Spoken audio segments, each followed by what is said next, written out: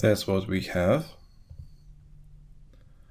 This is and the fire and the smoke at once. So it's just simple Pyro shader, Pyro post process with a ramp and a little bit high intensity for this. All right, and it's looking pretty interesting. I like the transition between the smoke and the fire. It's looking pretty interesting, and I guess that we can play with the volume light a bit to get a better visual vortex. So let's go and play with render. So I stop this. Let's can play somewhere with frame 74 or 75 over here. Let's play with the Pyro post process or with the shader, because we can render out using this node. So even if I remove material from the render tab for my geometry, we can go to out. Okay, so I will have, I guess, just one layer. So I remove this, this, and this. So I'm gonna have just a tornado of fire. I can call this just a fire. And the bottom area, which I will create a little bit later. So let's call this fire vortex 1, just to have a proper name. So what I can have here, and we have the first object fire, got object tornado fire. So go to out and my tornado fire. Then have a level 3, 2, 1, and etc. So I remove this. Don't need to have animate objects or phantom objects. Camera 1. Okay, so frame range is a little bit later.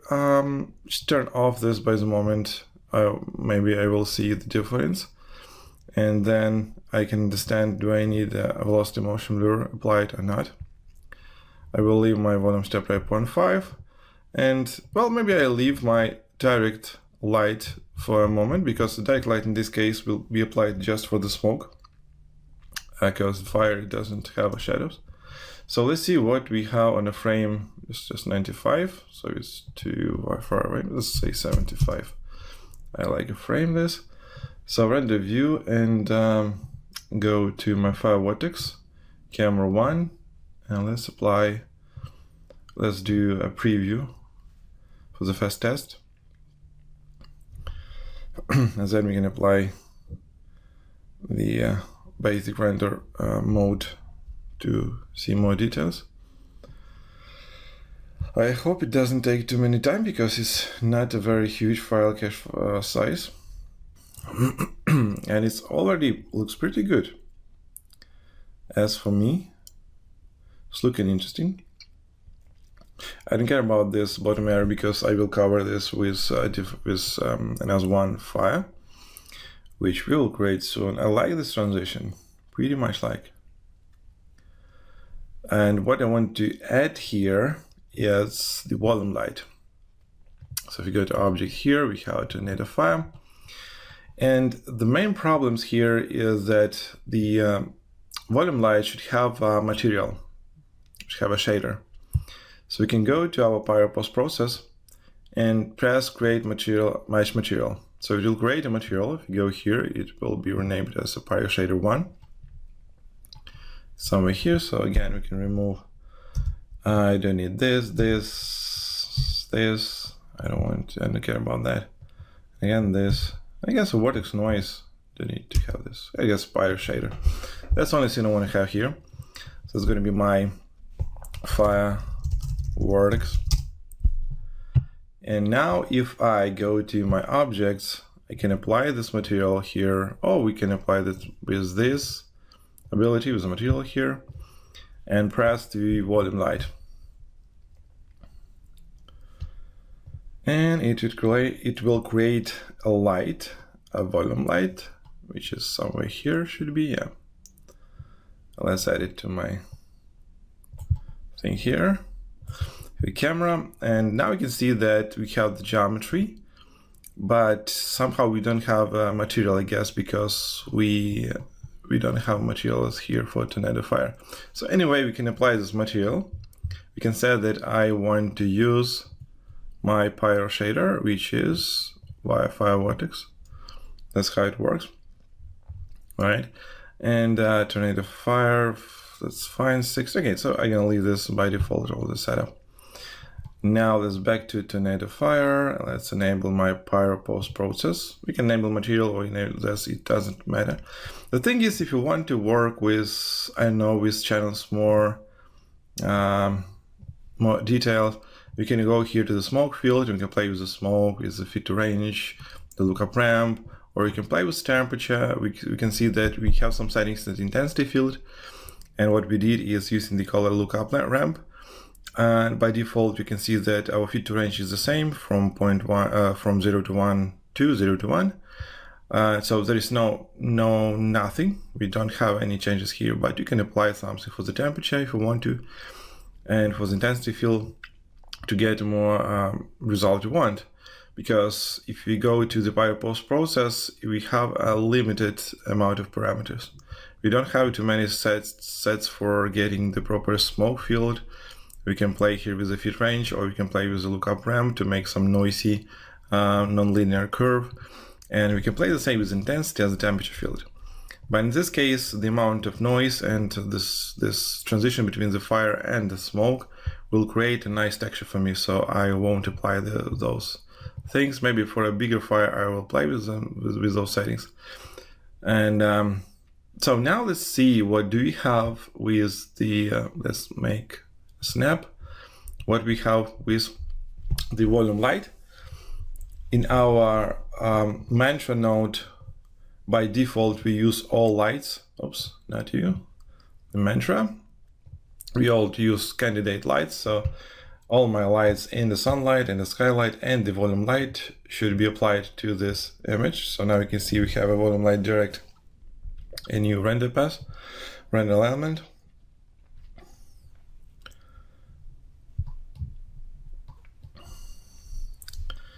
Take some time, but I hope not too much. So yeah, nice, look a little bit more brighter if you choose between this and this. Not too much, but a little bit more brighter, because now we have a volume light.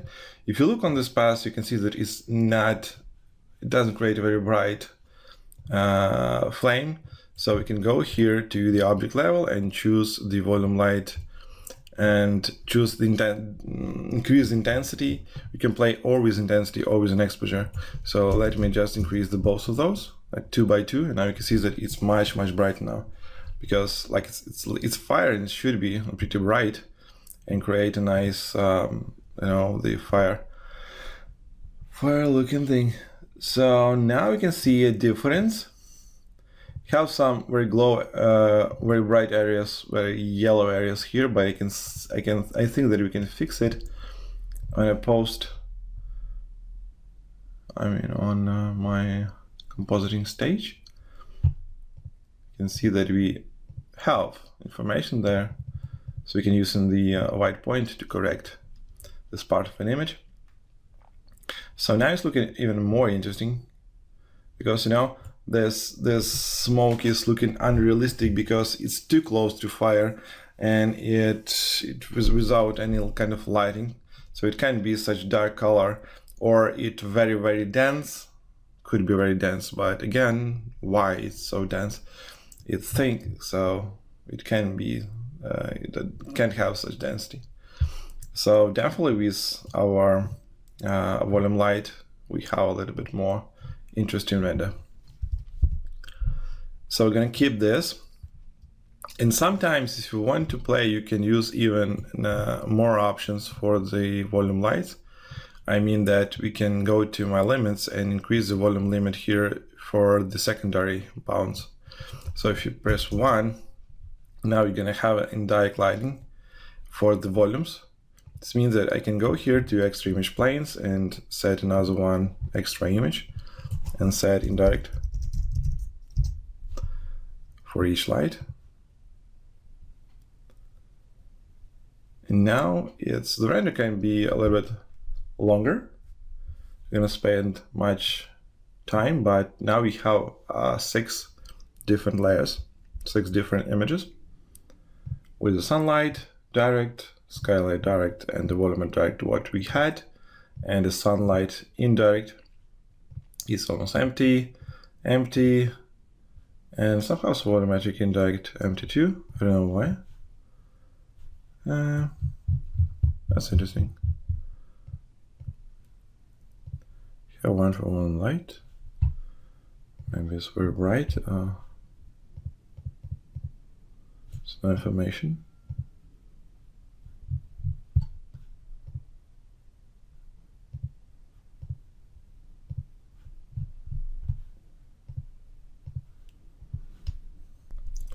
So now this is fine. I know it doesn't create any images. I just stop render and render it again. Now this all works. So now we have the information when light is going through the smoke. We have this information. So visually it's not too many changes here, but we can have those layers. It's up to you. I won't use this layer, I guess. For compositing, all what I need is just those 3 guys. So we can keep just direct lighting, and remove this and play with just simple direct. But sometimes you have a lot of smoke, a lot of fire, like an explosion. You can play with those settings. And I think I won't use the motion blur. Let's just try to render out with the high quality, and not in the preview mode, and then increase the pixel samples or apply a motion blur to see the difference. So let's say to physical based rendering. Let's go to check this. So I need a fire, I guess. I don't know. And check here what blur we have. Cool. So I guess that I'm gonna use this for rendering. So let's remove just, let them be. I will remove those when I will render all elements out. So I make a pause and I'll render this frame without motion blur, and then render with motion blur, and I will see the difference. Does it cost the bigger time calculation or not? And here it comes. So this is render with motion blur enable, and it took 4 minutes and 22 seconds. And this is without motion blur, which took 3 minutes and 10 seconds. So as we have 1 extra minute, but we don't have too many difference. So maybe it's, yeah, this last one. I mean, the first one I know. And yeah, I think I won't use the motion blur because it's just 1 extra minute, even 1 minute and 10 seconds.